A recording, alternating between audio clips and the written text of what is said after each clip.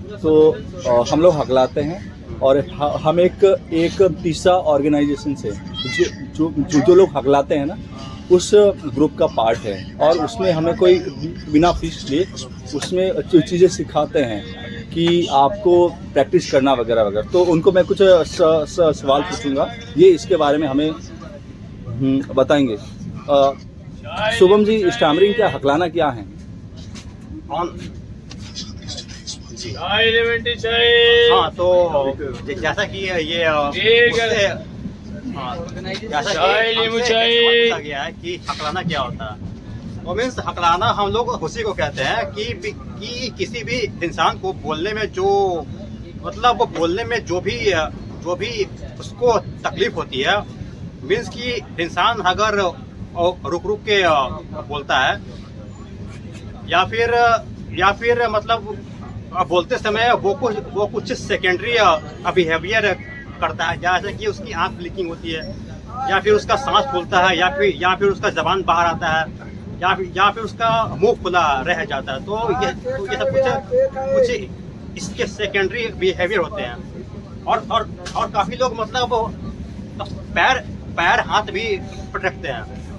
तो मीन्स हकलाना ये बस एक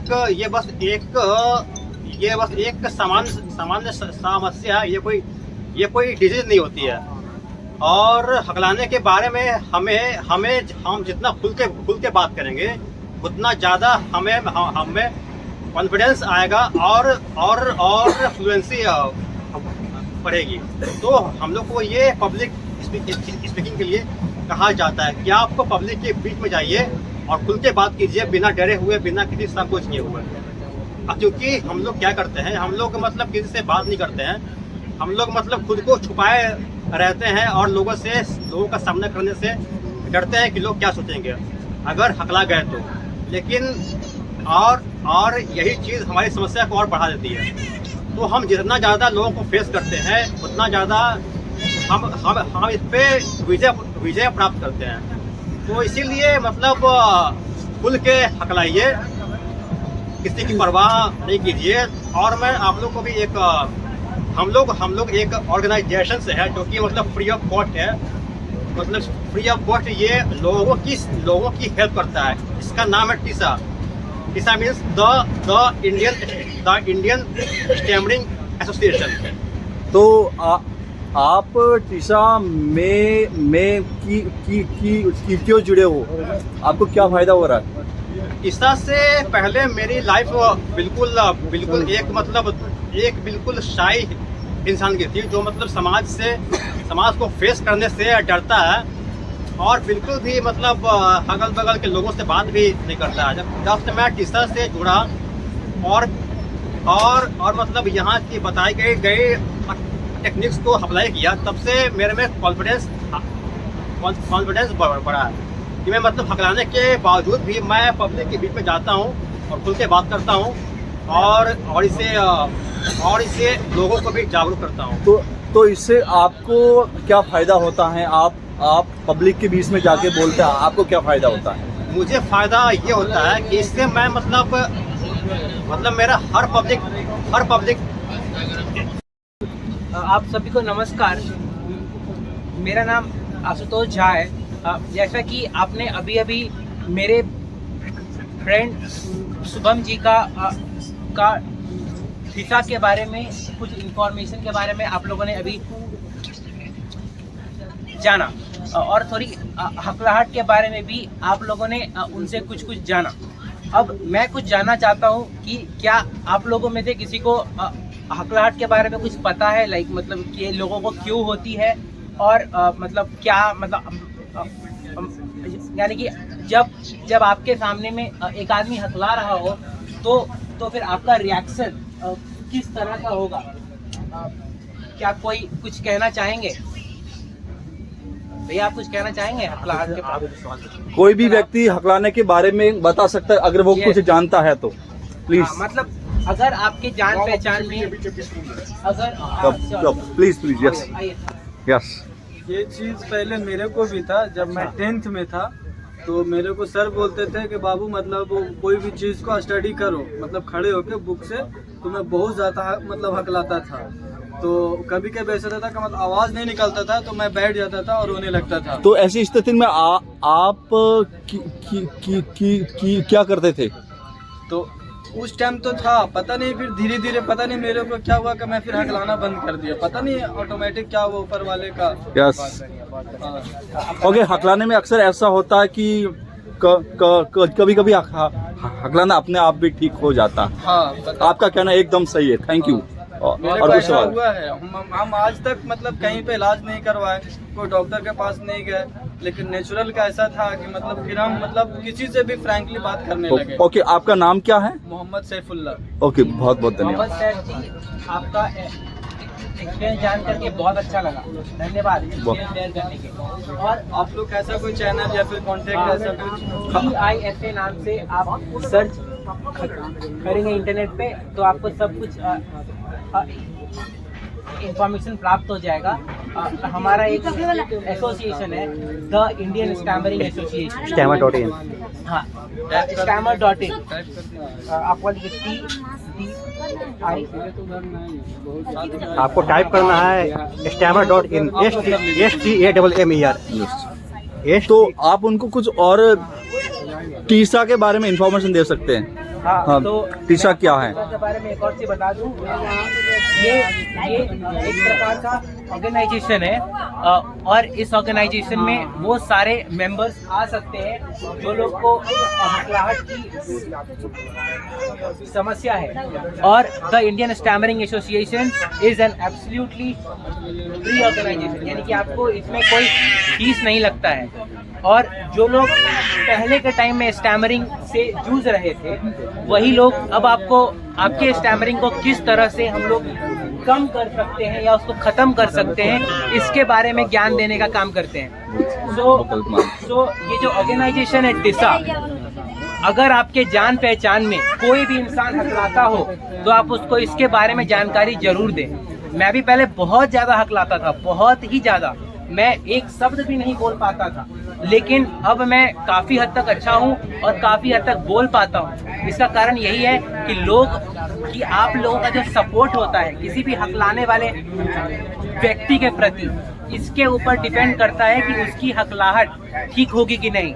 आपको हंसना नहीं है, अगर कोई हकलाए आपके सामने, आपको कोई एक्सप्रेशन नहीं देना है, आपको उनके वर्ड्स को कंप्लीट नहीं करना है और एक सपोर्टिव एनवायरनमेंट और हमारे ऑर्गेनाइजेशन का नाम उसको कहना है कि द इंडियन स्टैमरिंग एसोसिएशन का पार्ट बनो, उसकी हकलाहट खत्म हो जाएगी विदाउट एनी मनी। एक भी रुपए का कोई खर्चा नहीं आता है। ओके आशुतोष जी, आप उनको टीसा में जुड़ने के लिए क्यों कह रहे उनको क्या या कैसे फायदा होगा? चाय पी जाए, चाय लेमो, चाय जब मसाले। भी कोई हकलाने वाला व्यक्ति द इंडियन स्टैमरिंग एसोसिएशन का पार्ट बनते हैं तो हमारे एसोसिएशन में ऑल ओवर द इंडिया ढेर सारे मेंबर्स हैं जो आपके हकलाहट के हिसाब से आपको बहुत सारे सजेशन दे सकते हैं कि आप अपने हकलाहट को किस तरह ख़त्म करें। वो सारे के सारे मेंबर्स ऐसे हैं जो खुद भी पहले हकलाते थे, लेकिन अब वो लोगों ने टेक्निक को समझा है कि कैसे कम करें, लोगों के सामने प्रैक्टिस किया।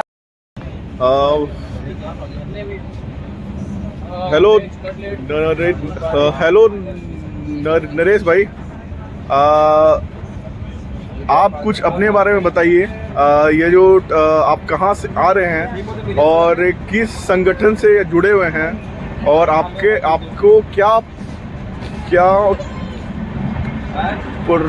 प्रॉब्लम था और आप कैसे रिकवर कर रहे हैं? ओके, बहुत बहुत धन्यवाद मोहित जी, इतना अच्छा क्वेश्चन पूछने के लिए। तो मेरे सवाल का जवाब ये है कि अभी मैं बोध गया से आ रहा हूँ। बोध गया इसीलिए गया था कि मैं हकलाता हूँ, वो बोलने में समस्या है, समस्या नहीं कह सकता हूँ, लेकिन बोलने का एक अलग तरीका है मेरा। तो ऐसे वहाँ पे बहुत सारे लोग आए थे जो कि हकलाते हैं, तो हम लोग उनसे मिलकर के प्रैक्टिस करने के लिए गए थे। बोले तो एक कम्युनिकेशन वर्कशॉप था, उसको अटेंड करने के लिए गए थे। और मैं एक TISA the Indian stammering association, इस संगठन का नाम, उससे जुड़ा हुआ हूँ। और ये एक NGO ग्रुप है जो कि नॉन प्रॉफिटेबल, जिसमें कोई फीस नहीं ली जाती है और कोई भी हकलाने वाला व्यक्ति बिना फीस के उस जो ऑर्गेनाइजेशन है उसमें जुड़ सकता है। और उसमें जुड़ने का फ़ायदा ये है कि जो हकलाने वाला व्यक्ति होता है उनकी मानसिकता भिन्न होती है कि अगर मैं हकला गया तो लोग मेरे बारे में क्या सोचेंगे, अगर मैं हकला गया तो क्या मेरी बात लोग सुनेंगे, कि क्या मैं हकला गया तो क्या होगा, ऐसा सोच के वो बात करना कम कर देता है और इससे इसकी समस्या ज़्यादा होती जाती है। अच्छा One question. हम तो पूछ सकते हैं। अच्छा नरेश जी, एक बात बताइए, अगर आपको देखने के लिए कोई लड़की वाले आते हैं, ठीक है, लेकिन आपको रिजेक्ट कर देते हैं, बोलते हैं कि आपको स्टैमरिंग का प्रॉब्लम है, तो आप उन फैमिलीज़ को क्या बोलना चाहते हैं, क्या गाइड करना चाहते हैं कि ताकि और भी लोगों को यहाँ पे बैठे जो हैं उन लोगों को हेल्प मिल पाए? ओके, ये भी बहुत जबरदस्त क्वेश्चन है। तो उसका आंसर इस प्रकार है कि किसी की पसंद और नापसंद हर व्यक्ति की अलग अलग होती है, तो वो हकलाने वाले को चूज भी कर सकते, नहीं भी कर सकते। तो इसमें हमें हमारे हकलाने को दोष नहीं देना चाहिए कि मैं हकलाता हूँ इसलिए मुझे चूज नहीं किया, रिजेक्ट कर दिया। तो हालांकि मैं उनको कुछ बोलना नहीं चाहूँगा, लेकिन एक एजुकेशन के तौर पे, स्टैमरिंग के बारे में जागरूकता के तौर पे तो एक मैसेज देना चाहूँगा कि हकलाने वाला व्यक्ति एक सक्सेसफुल व्यक्ति हो सकता है। केरल का मुख्यमंत्री हकलाता है और हमारे स्टार एक जो एक्टर है ऋतिक रोशन हकलाते थे और आज वो खुल के बोलते हैं कि मैं हकलाता हूँ, मुझे कोई समस्या नहीं है। और उसको मैंने प्रैक्टिस करके उसको ओवरकम किया है, उसको काबू में लाया है। और कोई फेमस पर्सनैलिटी जिनको हकलाहट का प्रॉब्लम था? हकलाहट का प्रॉब्लम जैसे अल्बर्ट आइंस्टीन की बात करते हैं, न्यूटन की बात करते हैं, जो कि हकलाते थे लेकिन एक महान साइंटिस्ट थे।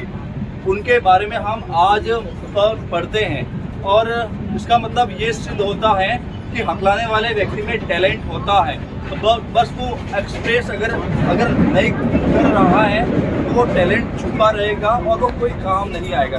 तो जो ये ऑर्गेनाइजेशन है कि हकलाने वाले व्यक्ति का टैलेंट को शो करने के लिए एक अपॉर्चुनिटी देता है। चलिए, बहुत बहुत धन्यवाद नरेश भाई, थैंक यू सो मच। सभी को बहुत बहुत धन्यवाद मुझे ध्यान से सुनने के लिए। और आप लोगों का कोई सवाल है तो आप मेरे से पूछ सकते हैं। कुछ अगर आपको भी कुछ क्वेश्चन वगैरह पूछ सकते हैं आप। यस, ये ब्रदर आपका नाम क्या है? इसके बारे में TISA। ओके, मतलब आपने सुन लिया सब कुछ। रुपेश, तो देखिए रुके TISA एक नॉन प्रॉफिटेबल ऑर्गेनाइजेशन है जो कि मतलब उसके बारे में इंफॉर्मेशन दी गई है कि कैसे जुड़ना है TISA से। अगर थोड़ा मुश्किल लगे तो आप मेरे कॉन्टैक्ट नंबर ले सकते हैं और मैं आपको जो व्यक्ति हकलाता है उनको मेरे टच में लाएंगे तो मैं 100% उसको उसमें ऐड कर दूंगा। वही actually yes, again good question. हकले क्या होता है? तो जो उसका फायदा ये होगा कि हकलाने वाले व्यक्ति होता है वो अपनी प्रॉब्लम को सोचते रहते हैं। उसके लाइफ में अगर कोई भी फेलियर आ रहा है तो उसके मन में यही रहेगा कि मैं हकलाता हूँ, इसलिए मैं इलाज चलेगा नहीं, इसका बोलने का मौका दिया उसको, जो नहीं करना चाहिए उसको आगे बढ़ाने का को प्रपोज नहीं करता। इसमें सपोर्ट किया जाता है। मन में यही अपने आप को अपने हकलाट को कोसता रहता है। तो इस तरह की मानसिकता से वो आज़ाद हो जाएगा। तो हालांकि उसमें कुछ प्रैक्टिस है, जैसे कि एक्सेप्टेंस है, कुछ 4-5 जो टेक्निक है जो कि साइंटिफिकली प्राउड हैं, उसके बारे में उनको जानकारी मिलेगी, प्रैक्टिस करेंगे। और सबसे महत्वपूर्ण बात यह है कि इंडिया के बहुत सारे शहरों में स्वयं सहायता समूह संचालित है टीसा के, तो उसमें महीने में 1-2 बार हम लोग फिजिकली मिलते हैं और प्रैक्टिस करते हैं। तो इससे हमें उस प्रैक्टिस के द्वारा हमारी मानसिकता चेंज होती है और हमारे जो बोलने का फ्लो है उसमें इम्प्रूवमेंट आता है। और भी कुछ बहुत बहुत धन्यवाद आपको। अच्छा, एक्चुअली मैं 2017 से टीसा का पार्ट हूँ और टीसा से अगर पहले की स्थिति को देखें तो एक वर्ड भी बोलना बहुत मुश्किल था और इतनी सारी भीड़ में तो जाके खड़ा होने की हिम्मत मेरे में नहीं थी कि मैं इतने सारे लोगों को फेस कर सकता। तो ये हिम्मत मुझे टीसा से मिली बिना कोई ज़्यादा लंबा रिकॉर्ड करने के बाद बहुत फिर भी अगला क्यों रहे, ठीक है, यही दिक्कत है। लोग समझते हैं कि स्पीच थेरेपी हम लोग करा कर या प्रैक्टिस करके हो जाएंगे ठीक, ऐसा ये जिंदगी भर रहेगा। आप ये जो ऋतिक रोशन है, वो ऋतिक रोशन को सब कोई जानते हैं। अभी हम लोग उनकी स्किल पे ज़्यादा देखते हैं कि वो डांसर बहुत अच्छा है, एक्टिंग बहुत अच्छा करता है, उसके बोली पे नहीं ध्यान देते हैं। लेकिन वो स्टैमर पर्सन है, वो हकलाते हैं। वो कैसे क्यूर किया है?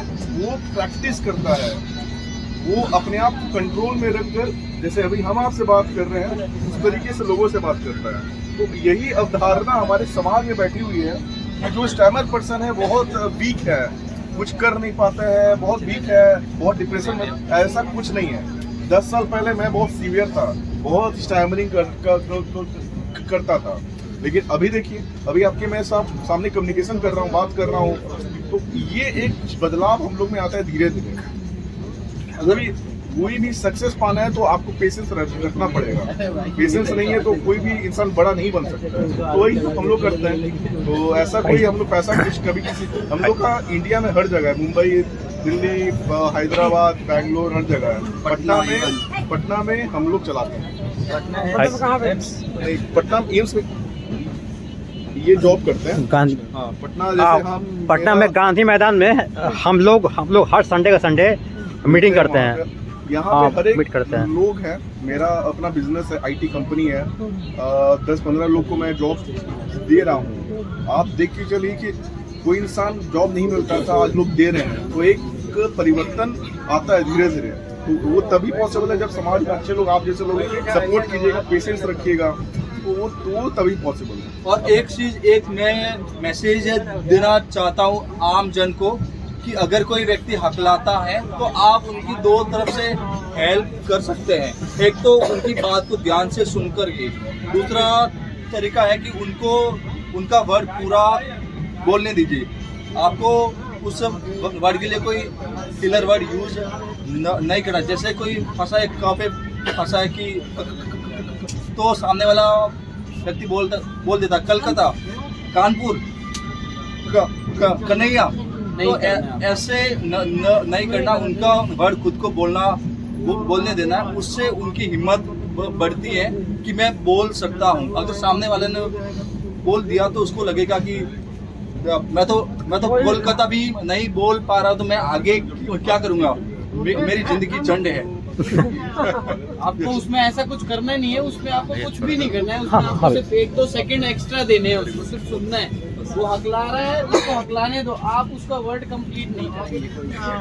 क्योंकि जिससे कि उसको लगेगा, अगर आपने जैसा बताया ना कि बोल दिया तो उसको और बेइज्जती फील होगी कि यार मैं बोल ही नहीं पाऊँ। उनको ऐसा गिल्टी फील होता है, एम्ब्रेस, कि यार मैं दुनिया में कैसा इंसान हूँ यार, तो मैं ढंग से बोल भी नहीं पाता हूँ। और दूसरी बात, हकलाना कोई बीमारी नहीं है। बिल्कुल साफ शब्दों में आपको बताऊं मैं अगर आप में से कई लोग ऐसे होंगे जिनकी इंग्लिश थोड़ी वीक होगी, है तो पूछ तो सकते कई हैं। बार अगर आप इंग्लिश में बात करने की कोशिश करेंगे ना, तो अगर आपको वो वर्ड नहीं आता आगे क्या बोलना है, तो आप खुद ही रुक जाएंगे।